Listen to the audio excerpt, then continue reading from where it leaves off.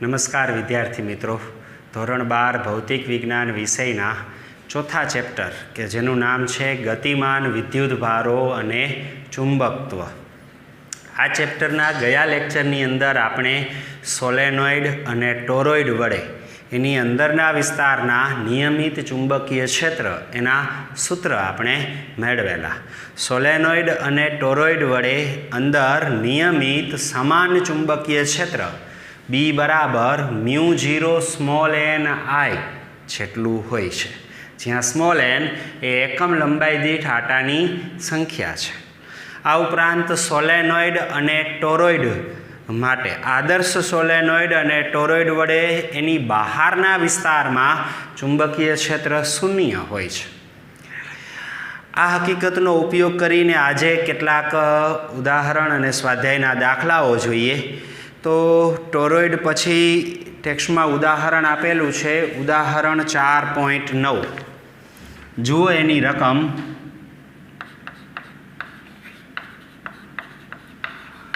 ઉદાહરણ 4.9.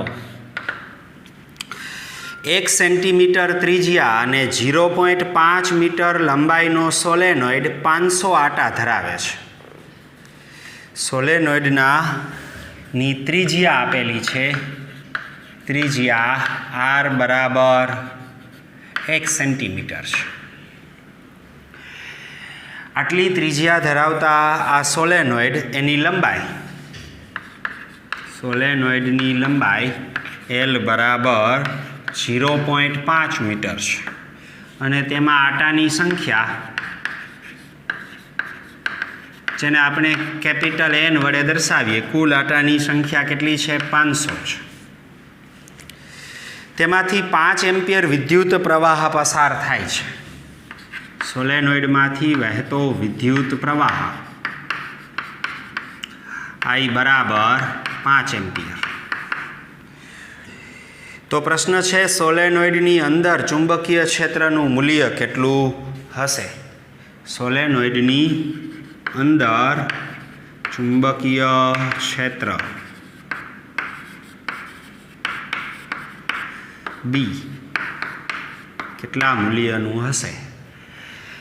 તો આના માટે સોલેનોઇડ વડે અંદરના વિસ્તારમાં ચુંબકીય ક્ષેત્રનું સૂત્ર આપણને આવડવું જોઈએ. તો સોલેનોઇડની અંદર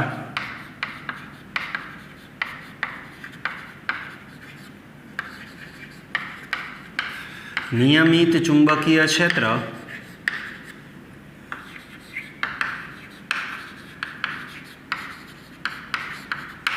અતિ લાંબા સોલેનોઇડ માટે B બરાબર μ0 સ્મોલ n I. અહીં સોલેનોઇડના આડછેદની ત્રિજ્યા 1 સેન્ટીમીટર છે, એની સામે એની લંબાઈ 0.5 મીટર, એટલે ઘણી બધી લંબાઈ રહેલી છે. તેથી લંબાઈની સાપેક્ષે ત્રિજ્યા નાની હોય તો આ સોલેનોઇડ લાંબો સોલેનોઇડ કહેવાય. તેથી લાંબા સોલેનોઇડ વડે અંદરના વિસ્તારમાં ચુંબકીય ક્ષેત્ર μ0 સ્મોલ n I વડે રચાય, જ્યાં સ્મોલ n એટલે એકમ લંબાઈ દીઠ આટાની સંખ્યા, એટલે કે આટાની કુલ સંખ્યા n છેદમાં સોલેનોઇડની લંબાઈ L, n ના છેદમાં L. આ કિંમત અહીંયા મૂકી દઈ તો B બરાબર μ0 કેપિટલ N I ના છેદમાં L. કિંમત મૂકી અને સાદુરૂપ આપીએ તો સોલેનોઇડની અંદર ચુંબકીય ક્ષેત્ર μ0 એટલે 4π × 10⁻⁷. એને ગુણ્યા n, આટાની સંખ્યા કેટલી છે? 500.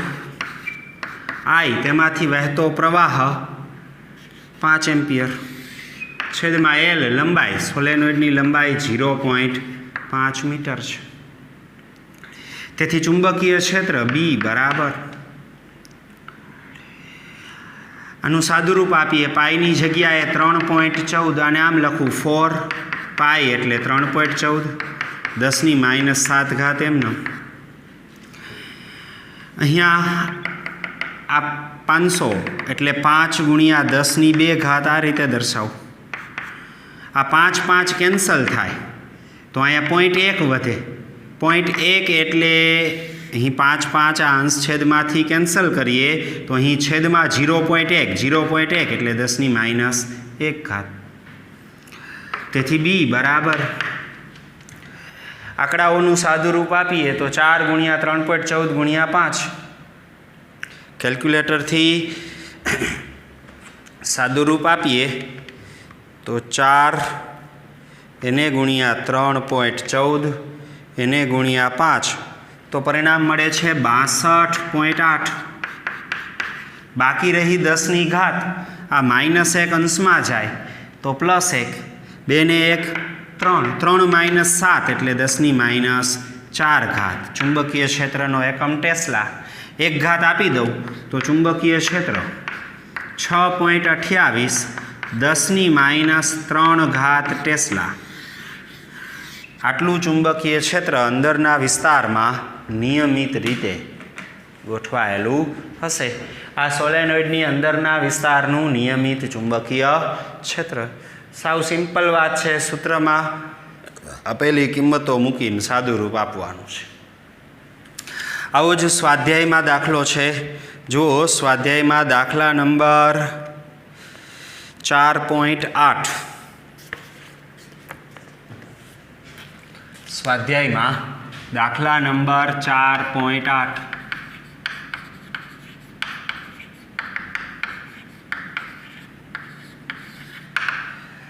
સ્વાધ્યાયમાં આપણે 1 થી 5 દાખલા તો આગળ 1 થી 6 દાખલા આગળ ભણી ગયા છીએ. બરાબર. પહેલાં 5મો 6ઠો ભણ્યા હતા, પછી 1 થી 4 આગળ ભણ્યા હતા, 7મો બાકી છે. 8મો દાખલો, જેની રકમ છે 80 સેન્ટીમીટર લંબાઈના એક સોલેનોઇડ પર સોલેનોઇડની લંબાઈ L બરાબર 80 સેન્ટીમીટર લંબાઈના સોલેનોઇડ પર પાસે દરેક 400 આટાવાળા 5 આવરણ વીંટાળ્યા છે. એક સ્તરમાં 400 આટા છે. આવા 5 સ્તર મૂકેલા છે. સમજો કે આવી રીતે એક સ્તર સોલેનોઇડમાં ગોઠવું, પછી એના ઉપર વળી આટા વીંટાળા એટલે બીજું સ્તર રચાય, વળી એના ઉપર ત્રીજું. આવા 5 સ્તર 5 આવરણ વીંટાળ્યા છે. દરેક આવરણમાં આટાની સંખ્યા 400 છે, તો કુલ આટાની સંખ્યા 400. આવા 5 આવરણ છે તો 400 × 5 એટલે આટાની સંખ્યા 2000 થાય. કુલ 2000 આટા રહેલા છે. સોલેનોઇડનો વ્યાસ 1.8 સેન્ટીમીટર છે. જો સોલેનોઇડમાં 8 એમ્પિયર વિદ્યુત પ્રવાહ વહેતો હોય, સોલેનોઇડમાંથી વહેતો વિદ્યુત પ્રવાહ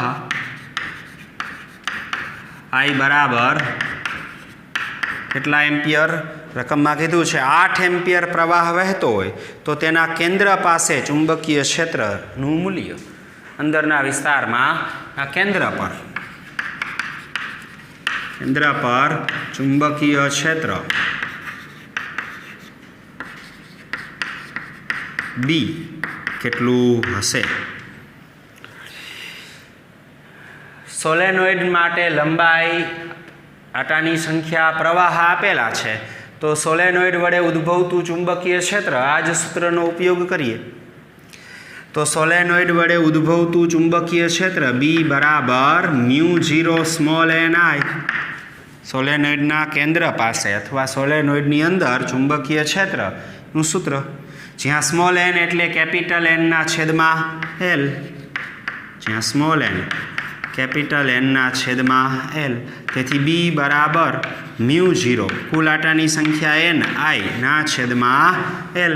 કિંમત મૂકી સાદું રૂપ આપીએ તો B બરાબર μ0 એટલે 4π × 10⁻⁷. 4π એટલે 3.14 10⁻⁷. આ μ0. N આટાની સંખ્યા કેટલી છે? 2000. એને આમ લખવું 2 × 10⁻3. પછી I પ્રવાહ કેટલો છે? 8 એમ્પિયર. દેખાય છે ને?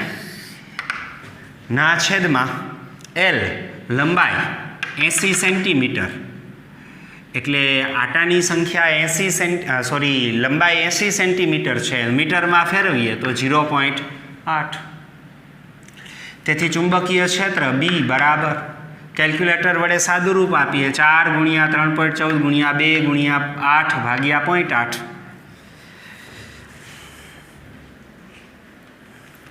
4 એને ગુણ્યા 3.14 એને ગુણ્યા 2 એને ગુણ્યા 8 અને એને ભાગ્યા 0.8 તો પરિણામ મળે છે, ફરીથી જુઓ, 4 એને ગુણ્યા 3.14 વળી ગુણ્યા 2 વળી ગુણ્યા 8 એને ભાગ્યા 0.8 તો પરિણામ મળે છે 251.2. બરાબર, 251.2. બાકી રહી 10 ઘાત -7 અને +3 એટલે 10 -4 ઘાત. બે આંકડા પોઈન્ટ આગળ ખસેડીએ તો ચુંબકીય ક્ષેત્ર B બરાબર 2.512 ગુણ્યા 10 - 2 ઘાત ટેસ્લા. આટલું ચુંબકીય ક્ષેત્ર એ આ સોલેનોઇડના કેન્દ્રના વિસ્તારમાં, કેન્દ્ર પાસે સોલેનોઇડની અંદર આટલું ચુંબકીય ક્ષેત્ર હશે. ત્યાર પછી જુઓ સ્વાધ્યાયમાં દાખલા નંબર, સોલેનોઇડ જેવો જ ટોરોઇડ માટે 4.17. સ્વાધ્યાયમાં દાખલા નંબર 4.17. અહીં આ દાખલામાં ખાસ યાદ રાખવાનું કે આટાની સંખ્યા દરેક સ્તરમાં 400 હતી. આવા 5 સ્તર હતા એટલે આપણે એને 5 સાથે ગુણ્યા છે. આ વાત મહત્વની છે. બરાબર, ઉતાવળમાં આપણે ખાલી આટાની સંખ્યા 400 લખી નાખીએ, કારણ કે રકમમાં કીધું આટાની સંખ્યા 400 અને પછી અલગ લખેલું હોય કે આવા 400 આટાવાળા 5 સ્તર છે, તો આ 5 વડે ગુણવાનું ભૂલાય નહીં. બરાબર, બાકી સામાન્ય સૂત્રમાં કિંમત મૂકી અને સાદું રૂપ જ આપવાનું રહે છે. હવે વાત કરીએ સ્વાધ્યાયના દાખલા નંબર 4.17ની. સ્વાધ્યાયમાં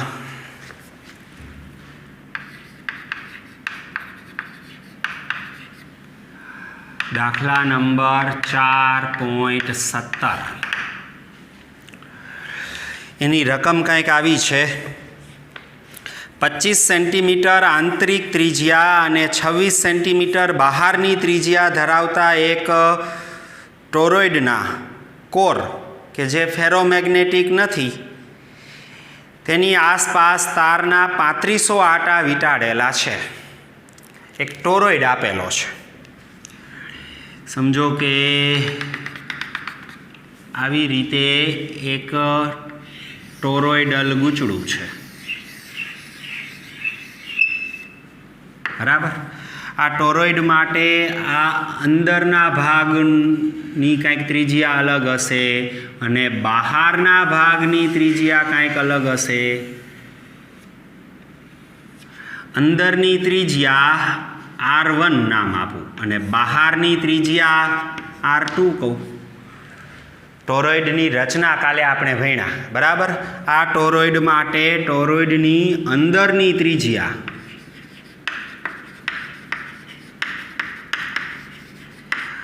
R1 બરાબર રકમમાં કીધું છે 25 સેન્ટીમીટર. આંતરિક ત્રિજ્યા 25 સેન્ટીમીટર, બહારની ત્રિજ્યા 26 સેન્ટીમીટર. ટોરોઇડના બહારના ભાગની બહારની ત્રિજ્યા R2 બરાબર 26 સેન્ટીમીટર છે. આ ટોરોઇડના કોર એટલે આ વિસ્તાર એ ટોરોઇડની અંદરનો કોરનો વિસ્તાર કહેવાય, કે જેમાં અલગ અલગ દ્રવ્ય, ચુંબકીય દ્રવ્ય મૂકીને એનો અભ્યાસ કરી શકાય. એટલે અહીં કોઈ દ્રવ્ય મૂકેલું નથી. કીધું છે કે જે ફેરોમેગ્નેટિક નથી. આગળના ચેપ્ટરમાં આપણે અલગ અલગ પ્રકારના ચુંબકીય દ્રવ્ય ભણશું. ડાયમેગ્નેટિક પદાર્થો, પેરામેગ્નેટિક પદાર્થો અને ફેરોમેગ્નેટિક પદાર્થો. ટોરોઇડની અંદર આવા દ્રવ્ય મૂકવાથી ચુંબકીય ક્ષેત્રમાં ફેરફાર થાય. બરાબર, ફેરોમેગ્નેટિક પદાર્થ મૂકવાથી ચુંબકીય ક્ષેત્ર અનેક ગણું વધી જાય.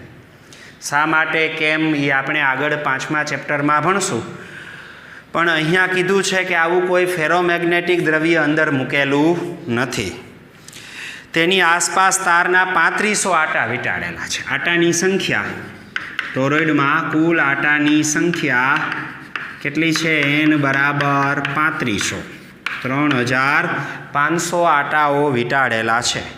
જો તારમાંથી 11 એમ્પિયર પ્રવાહ વહેતો હોય, આ ટોરોઇડના તારમાંથી વહેતો વિદ્યુત પ્રવાહ I બરાબર 11 એમ્પિયર હોય તો 3 પ્રશ્નો પૂછેલા છે. પહેલું ટોરોઇડની બહાર, બીજું ટોરોઇડના કોરની અંદર, ત્રીજું ટોરોઇડ વડે ઘેરાયેલી ખાલી જગ્યામાં ચુંબકીય ક્ષેત્ર કેટલું હશે. તો પહેલાં જોઈએ ટોરોઇડની બહાર. ટોરોઇડની બહાર, આ ટોરોઇડલ રિંગની બહારના વિસ્તારમાં કોઈ બિંદુએ ચુંબકીય ક્ષેત્ર શૂન્ય હોય. આગળ પણ આપણે થિયરીમાં ભણ્યા. કારણ કે ટોરોઇડના કેન્દ્રને કેન્દ્ર તરીકે રાખી અને બહારના વિસ્તારમાં આવું એક એમ્પિયરન લૂપ લઈએ આપણે, તો એ એમ્પિયરન લૂપ માટે એમ્પિયરનો સર્કિટલ નિયમ લાગુ પાડીએ. ઇન્ટિગ્રેશન B.dl બરાબર μ0 સિગ્મા I. અહીં આ એમ્પિયરન લૂપ સાવ બહારના વિસ્તારમાં હોય, આખું બહાર હોય, તો એના માટે સિગ્મા I એટલે અંદરના પ્રવાહ. આ ટોરોઇડમાં આમ પ્રવાહ દાખલ થાય, બાકીના અડધા ભાગમાંથી બહાર નીકળે, વળી દાખલ થાય, બહાર નીકળે, દાખલ થાય, બહાર નીકળે. તો જેટલો પ્રવાહ આ મોટા બહારના વિસ્તારના રહેલા એમ્પિયરન લૂપ માટે દાખલ થશે એટલો જ બહાર નીકળે. તો સિગ્મા I શૂન્ય હોય. અને જો સિગ્મા I એમ્પિયરના સર્કિટલ નિયમમાં શૂન્ય હોય તો B બરાબર 0 મળે. તેથી ટોરોઇડની બહારના વિસ્તારમાં ચુંબકીય ક્ષેત્ર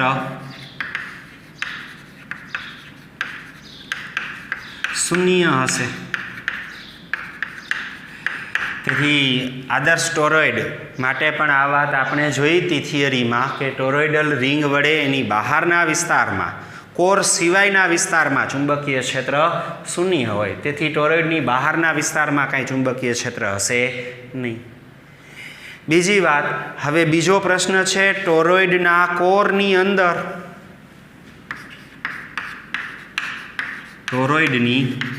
ટોરોઇડના કોરની અંદર, ટોરોઇડના કોરની અંદર એટલે કે આ વિસ્તારમાં નિયમિત ચુંબકીય ક્ષેત્ર હોય. તો ટોરોઇડના કોરની અંદર ચુંબકીય ક્ષેત્ર, એનું સૂત્ર આપણે ભણ્યા, સૂત્ર મળ્યું હતું B બરાબર μ0 સ્મોલ ni, સોલેનોઇડ જેવું જ હતું. જ્યાં સ્મોલ n બરાબર એકમ લંબાઈ દીઠ આટાની સંખ્યા n/l. અહીં n એટલે કુલ આટાની સંખ્યા, l એટલે ટોરોઇડની કુલ લંબાઈ. ટોરોઇડની લંબાઈ એટલે ટોરોઇડનો પરિઘ, r ત્રિજ્યાના ટોરોઇડનો પરિઘ 2πr. હવે અહીં 2 ત્રિજ્યા આપેલી છે, તો ટોરોઇડની ત્રિજ્યા કેટલી લઈશું? તો ટોરોઇડની ત્રિજ્યા એ સરેરાશ ત્રિજ્યા લઈશું. તેથી સરેરાશ ત્રિજ્યા એટલે આ બંનેની અંદરની ત્રિજ્યા અને બહારની ત્રિજ્યા એનો સરવાળો ભાગ્યા 2. તેથી ટોરોઇડલ રિંગની સરેરાશ ત્રિજ્યા 25 વત્તા 26 ભાગ્યા 2 અથવા 25 અને 26નો સરેરાશ સીધો લખી શકાય 25.5 સેન્ટીમીટર. તેથી અહીં સરેરાશ ત્રિજ્યા કેટલી? r બરાબર 25.5 સેન્ટીમીટરનો ઉપયોગ કરશું. nની આ કિંમત અહીંયા મૂકી દઈ તો ચુંબકીય ક્ષેત્ર B બરાબર μ0 સ્મોલ n એટલે કેપિટલ N/2πr અને ઇન્ટુ I. તેથી ટોરોઇડ વડે ઉદ્ભવતું કોરની અંદરના વિસ્તારનું ચુંબકીય ક્ષેત્ર μ0 Ni/2πr. n આટાની સંખ્યા આપેલી છે, I પ્રવાહ ખબર છે, r સરેરાશ ત્રિજ્યા મળી ગઈ છે. કિંમત મૂકીને સાદું રૂપ આપીએ તો B બરાબર μ0 4π 10⁻⁷ n આટાની સંખ્યા 3500 ગુણ્યા I વિદ્યુત પ્રવાહ 11 એમ્પિયર છેદમાં 2π એમનમ સ્મોલ r ત્રિજ્યા કેટલી 25.5 સેન્ટીમીટર છે. મીટરમાં રૂપાંતરણ કરવાની તો 10⁻² ઘાત. 25.5 સેન્ટીમીટર હતું, મીટરમાં ફેરવવા 10⁻² ઘાત વડે ગુણ્યા છે. અહીં 2π કેન્સલ થશે તો આ 2, તેથી બાકી કિંમતો એનું સાદું રૂપ કેલ્ક્યુલેટરથી મેળવીએ તો 2 × 3500 × 11 ભાગ્યા 25.5. 2 × 3500 એને ગુણ્યા 11 એને ભાગ્યા 25.5 તો પરિણામ મળે છે 3019.6 3019.6. બાકી રહી 10ની ઘાત -2 અંશમાં જાય +2 2 - 7 10⁻5 ઘાત ટેસ્લા. ફરીથી એકવાર સાદું રૂપ જોઈ લ્યો. 2 × 3500 એને ગુણ્યા 11 એને ભાગ્યા 25.5 3019.6 બરાબર. પોઈન્ટ પહેલા આંકડા પછી પોઈન્ટ લઈ જવા માટે 3 આંકડા આગળ ખસેડીએ તો 3 ઘાત ઘટી જાય. b બરાબર 3.0196 ગુણ્યા 10ની 3 આંકડા પોઈન્ટને આગળ ખસેડો તો 10⁻² ઘાત ટેસ્લા. તેથી કોરની અંદર ચુંબકીય ક્ષેત્ર આશરે 3 × 10⁻² ઘાત ટેસ્લા જેટલું ચુંબકીય ક્ષેત્ર ટોરોઇડના કોરની અંદરના વિસ્તારમાં હશે. સાથે સાથે ત્રીજો પ્રશ્ન છે સી. ટોરોઇડ વડે ઘેરાયેલી ખાલી જગ્યામાં ચુંબકીય ક્ષેત્ર, એટલે કે આ વિસ્તારમાં ટોરોઇડ વડે અંદર ખાલી જગ્યા છે. ટોરોઇડ વડે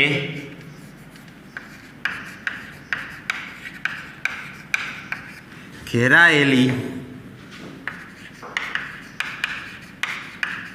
ખાલી જગ્યામાં ચુંબકીય ક્ષેત્ર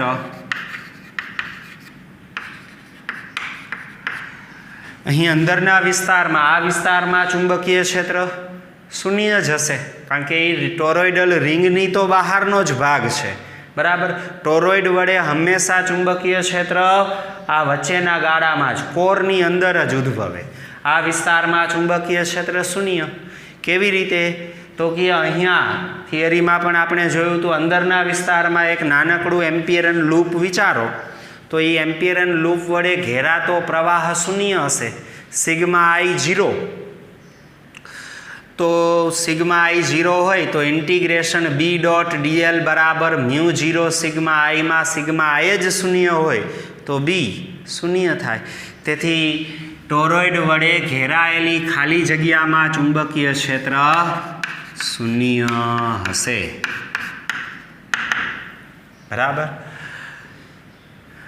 તો આ સ્વાધ્યાયમાં દાખલા નંબર 4.17 ટોરોઇડની બહાર વચ્ચે ઘેરાયેલા જગ્યામાં ચુંબકીય ક્ષેત્ર બંને વિસ્તારમાં શૂન્ય, કોરની અંદરના વિસ્તારમાં 3 × 10⁻² ઘાત ટેસ્લા જેટલું ચુંબકીય ક્ષેત્ર છે. બરાબર. ત્યાર પછી જુઓ સ્વાધ્યાયમાં દાખલા નંબર 4.19 સ્વાધ્યાયમાં દાખલા નંબર વધારાના સ્વાધ્યાયમાં 4.19 આગળ ઉપર આપણે ચુંબકીય ક્ષેત્રમાં વીજભારિત કણ એની ગતિ એની ચર્ચા કરેલી. ચુંબકીય ક્ષેત્રમાં વીજભારિત કણ જો ક્ષેત્રને સમાંતર દાખલ થાય કે પ્રતિ સમાંતર દાખલ થાય તો તેના પર લાગતું ચુંબકીય બળ આપણે ભણ્યા હતા શૂન્ય હોય. તેથી કોઈ પણ પ્રકારના બળ વગર વીજભારિત કણ છે એ પસાર થઈ જાય. ક્યારે? ક્ષેત્રને સમાંતર કે પ્રતિ સમાંતર કોઈ કણ ક્ષેત્રમાં ચુંબકીય ક્ષેત્રમાં ગતિ કરે તો એનો ગતિપથ સુરેખાકારનો હોય. ચુંબકીય ક્ષેત્રમાં ક્ષેત્રને લંબ રૂપે કોઈ વિદ્યુતભારિત કણ ગતિ કરે તો તેનો ગતિપથ વર્તુળાકાર હોય. અને ચુંબકીય ક્ષેત્ર સાથે કોઈક થીટા ખૂણે 0, 90 કે 180 સિવાયના ખૂણે કોઈ વીજભારિત કણ ચુંબકીય ક્ષેત્રમાં દાખલ થાય તો એ વીજભારિત કણ હેલિકલ સર્પિલ આકાર માર્ગે ગતિ કરે. બરાબર. આ હકીકતનો ઉપયોગ કરીને ઉદાહરણ આપેલું છે. ઉદાહરણ સ્વાધ્યાયમાં દાખલા નંબર 4.19. રકમ કંઈક આવી છે. કેથોડ ગરમ થવાથી ઉત્સર્જાયેલ ઇલેક્ટ્રોનના ઉત્સર્જન માટે ડિસ્ચાર્જ ટ્યુબ વપરાય. આ ડિસ્ચાર્જ ટ્યુબમાં એક છેડો ધન હોય, બીજો છેડો ઋણ હોય. ધન એનોડ અને ઋણ કેથોડ. ઋણ કેથોડ છે એ ઇલેક્ટ્રોનનું ઉત્સર્જન કરે. તેથી કેથોડ ગરમ થવાથી ઉત્સર્જાયેલો એક ઇલેક્ટ્રોન 2 કિલોવોલ્ટ વિદ્યુત સ્થિતિમાનના તફાવત વડે પ્રવેગિત થાય છે. કોણ છે? કણ તરીકે ઇલેક્ટ્રોન છે. ઇલેક્ટ્રોન માટે પ્રવેગક વોલ્ટેજ આપેલા છે. પ્રવેગક વોલ્ટેજ. ઇલેક્ટ્રોન V જેટલા વિદ્યુત સ્થિતિમાનમાંથી પસાર થાય તો EV જેટલી ઉર્જા મેળવે. બરાબર. આવો પ્રવેગક વોલ્ટેજ 2 કિલોવોલ્ટ છે. એટલે કે 2000 વોલ્ટ જેટલા વિદ્યુત સ્થિતિમાનના તફાવત વડે ઇલેક્ટ્રોન પ્રવેગિત થાય અને 0.15 ટેસ્લા જેટલા નિયમિત ચુંબકીય ક્ષેત્રના વિસ્તારમાં દાખલ થાય છે. નિયમિત ચુંબકીય ક્ષેત્ર B બરાબર 0.15 ટેસ્લા. 0.15 ટેસ્લા જેટલા નિયમિત ચુંબકીય ક્ષેત્રના વિસ્તારમાં એ દાખલ થાય છે. જો આ ક્ષેત્ર, પહેલાં એ પ્રશ્ન અને બી અલગ અલગ પ્રશ્ન છે. પહેલાં એ પ્રશ્નમાં ક્ષેત્ર પ્રારંભિક વેગને લંબ રૂપે હોય અને બીજા બી પ્રશ્નમાં ક્ષેત્ર પ્રારંભિક વેગ સાથે ત્રિસંસનો ખૂણો બનાવતું હોય. તો ઇલેક્ટ્રોનના ગતિપથની ગણતરી કરો. તો ક્ષેત્ર સાથે ક્ષેત્રને લંબ રૂપે અને ક્ષેત્ર સાથે ત્રિસંસના ખૂણે ઇલેક્ટ્રોન દાખલ થાય તો એના ગતિપથ, એની ગણતરી કરવાની છે. તો સૌપ્રથમ ઇલેક્ટ્રોન એ ગતિ કરતાં કેટલા વેગમાન સાથે દાખલ થાય એની ચર્ચા કરીએ. કોઈપણ ઇલેક્ટ્રોન V જેટલા વિદ્યુત સ્થિતિમાનના તફાવત વડે EV જેટલી ઉર્જા મેળવે. તેથી ઇલેક્ટ્રોનને પ્રવેગક વોલ્ટેજ વડે મળતી ઉર્જા K બરાબર EV જેટલી ગતિ ઉર્જા મળશે. V જેટલા પ્રવેગક વોલ્ટેજ વડે ઇલેક્ટ્રોન EV જેટલી ઉર્જા મેળવશે. આ ઉર્જા ઇલેક્ટ્રોન પાસે ગતિ ઉર્જા સ્વરૂપે હશે. ગતિ ઉર્જા K બરાબર આપણે આમ લખી શકીએ p²/2m. 11મા ધોરણમાં ભણી ગયા. ગતિ ઉર્જા 1/2 mv² અથવા p²/2m. જ્યાં p વેગમાન છે તો p²/2m બરાબર EV. તેથી p² ને કરતા બનાવો તો p² બરાબર 2m EV. તેથી વેગમાન, ઇલેક્ટ્રોનનું વેગમાન p બરાબર વર્ગમૂળમાં 2m EV. આટલા વેગમાન સાથે ઇલેક્ટ્રોન ચુંબકીય ક્ષેત્રમાં દાખલ થશે. દાખલ થતા ઇલેક્ટ્રોનનું આ વેગમાન ગણતરી કરી મેળવીએ તો વર્ગમૂળમાં 2m. રકમમાં કંઈ ઇલેક્ટ્રોનનું દળ આપેલું નથી, પણ આપણને ખબર છે કે ઇલેક્ટ્રોનનું દળ 9.1 અથવા 9.11 ગુણ્યા 10⁻31. તેથી એમની જગ્યાએ 9.11 10⁻31. ઇલેક્ટ્રોનનો વીજભાર 1.6 10⁻19. અને V પ્રવેગક વોલ્ટેજ 2 કિલોવોલ્ટ છે. એટલે 2000 વોલ્ટ અથવા 2 × 10³ વોલ્ટ હશે. તેથી ઇલેક્ટ્રોનનું વેગમાન P બરાબર વર્ગમૂળમાં જ આ બધા આંકડાઓનું સાદું રૂપ આપીએ તો પહેલાં આંકડાઓનો કિંમતોનો ગુણાકાર કરીએ તો 2 ગુણ્યા 9.11 એને ગુણ્યા 1.6 એને ગુણ્યા 2 58.304 મળે છે. બાકી રહી 10ની ઘાત -19 + 3 એટલે -16. -16 ને -31 એટલે 47 -16 અને -31, તો સરવાળો કેટલો થાય? -47. વર્ગમૂળ લેવા માટે 10ની ઘાત બેકી હોવી જોઈએ. તો એક ઘાત આપી દઉં તો વેગમાન p આવી રીતે લખી શકાય, p બરાબર વર્ગમૂળમાં 5.8304 ગુણ્યા 10ની ઘાત, એક ઘાત આપી દીધી તો 10ની -46 ઘાત. હવે વર્ગમૂળ લઈએ તો 10ની ઘાતમાં સરળતા રહે. વર્ગમૂળ લેવા માટે 10ની ઘાત બેકી હોવી જોઈએ, એટલે પહેલાં ઘાતનું રૂપાંતરણ એકી ઘાતમાંથી બેકી ઘાતમાં રૂપાંતરણ કર્યું. હવે આ 5 કેટલા છે? 8304 એનું વર્ગમૂળ લઈએ તો એનું વર્ગમૂળ છે 2.4146 ગુણ્યા 10ની 46 ઘાતનું વર્ગમૂળ 23 ઘાત. -46 ઘાત હતી 10ની, તો વર્ગમૂળ એટલે 1/2 ઘાત આવે, એટલે 46/2 એટલે -23 ઘાત. બરાબર. વેગમાનનો એકમ ન્યૂટન સેકન્ડ અથવા કિલોગ્રામ મીટર પર સેકન્ડ. આટલા વેગમાન સાથે ઇલેક્ટ્રોન ચુંબકીય ક્ષેત્રમાં દાખલ થાય છે. પહેલી પરિસ્થિતિમાં કીધું છે કે ઇલેક્ટ્રોન ક્ષેત્ર કઈ તરફ છે? પ્રારંભિક વેગને લંબ રૂપે. ચુંબકીય ક્ષેત્ર પ્રારંભિક વેગને લંબ રૂપે, ક્ષેત્ર પ્રારંભિક વેગને લંબ રૂપે હોય તો ઇલેક્ટ્રોનનો ગતિપથ ક્ષેત્રમાં લંબ રૂપે ઇલેક્ટ્રોન દાખલ થાય.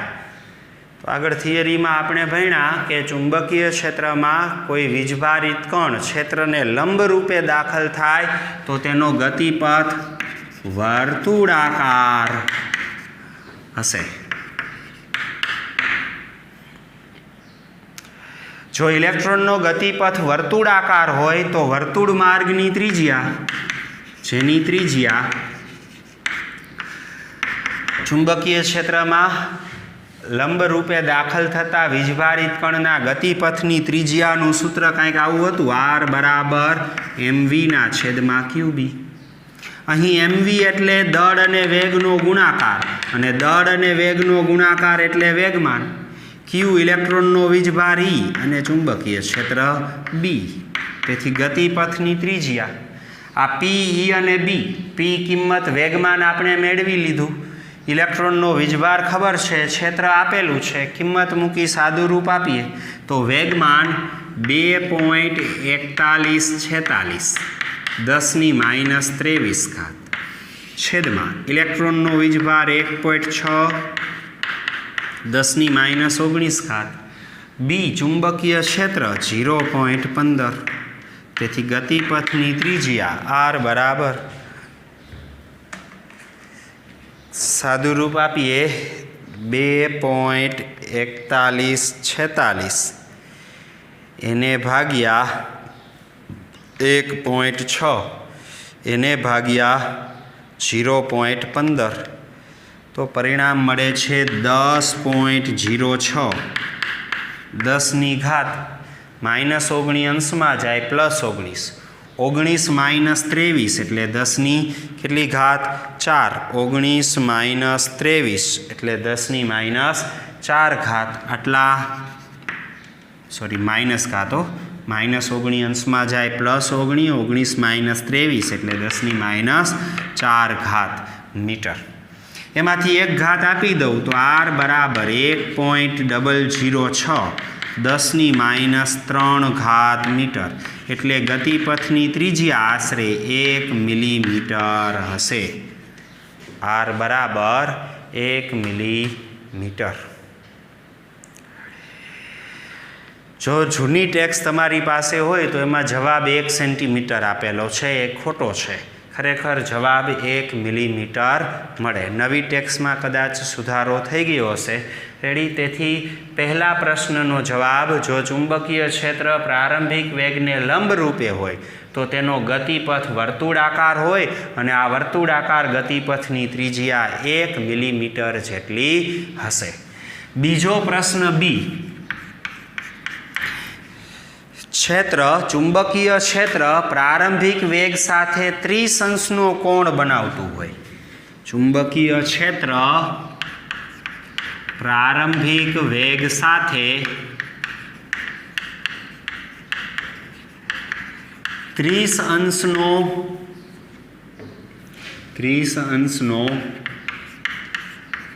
કોણ બનાવતું હોય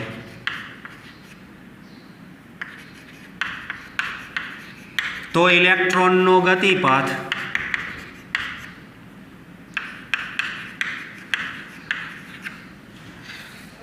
અને એની ગણતરી કરવાની છે. તો જ્યારે ચુંબકીય ક્ષેત્રમાં કોઈ વીજભારિત કણ 0, 90 કે 180 અંશ સિવાયના ખૂણે દાખલ થાય, 0 અને 180 અંશના ખૂણે ગતિપથ કેવો મળે? સુરેખ. 90 અંશના ખૂણા માટે લંબરૂપે દાખલ થતી વખતે ગતિપથ વર્તુળાકાર મળે. આ 0, 90 કે 180 સિવાયના ખૂણે જ્યારે કોઈ પણ વીજભારિત કણ ક્ષેત્રમાં ગમે એ ખૂણે દાખલ થાય ત્યારે એનો ગતિપથ હેલિકલ આકારનો મળે. તેથી તેનો ગતિપથ હેલિકલ હશે. સર્પિલ આકાર, હેલિકલ અથવા સર્પિલ આકારે આ ઇલેક્ટ્રોન ગતિપથ ધરાવશે. એટલે કે વર્તુળાકાર માર્ગે આમ ફરતા ફરતા આગળ વધશે. તો હેલિકલ માર્ગ માટે આ વર્તુળાકાર હેલિક્સની ત્રિજ્યા કેટલી અને એની પેચ કેટલી એ બંને મેળવીએ. તો આ હેલિકલ માર્ગે ત્રિજ્યા r બરાબર, હવે ગતિપથની ત્રિજ્યાનું સૂત્ર તો mv/qb છે. પણ આ સૂત્ર ક્યારે વાપરવાનું? વેગ સંપૂર્ણપણે ક્ષેત્રને લંબ હોય તો. જો અન્ય ખૂણે દાખલ થાય, અહીં ચુંબકીય ક્ષેત્રમાં ઇલેક્ટ્રોન 30 અંશના ખૂણે દાખલ થાય છે, તો ક્ષેત્ર સાથેનો ખૂણો 30 છે, તો વેગના 2 ઘટક મળે. એક ક્ષેત્રની દિશાનો v cos θ ઘટક અને એક ક્ષેત્રને લંબ v sin θ ઘટક. વર્તુળાકાર માર્ગ માટે જવાબદાર વેગ v sin θ ક્ષેત્રને લંબ ઘટક હોય. તેથી સૂત્રમાં ગણતરી કરતી વખતે વેગનો ક્ષેત્રને લંબ ઘટક હોય તો એની મદદ વડે વર્તુળમય ગતિ થાય. તેથી ગતિપથની ત્રિજ્યા r બરાબર mv sin θ/qb. આ સાઇન કેમ આવ્યા? તો કે ક્ષેત્રને લંબ દિશાના વેગ વડે વર્તુળમય ગતિ થાય. તો અહીં વેગ 2 ઘટક દર્શાવે છે.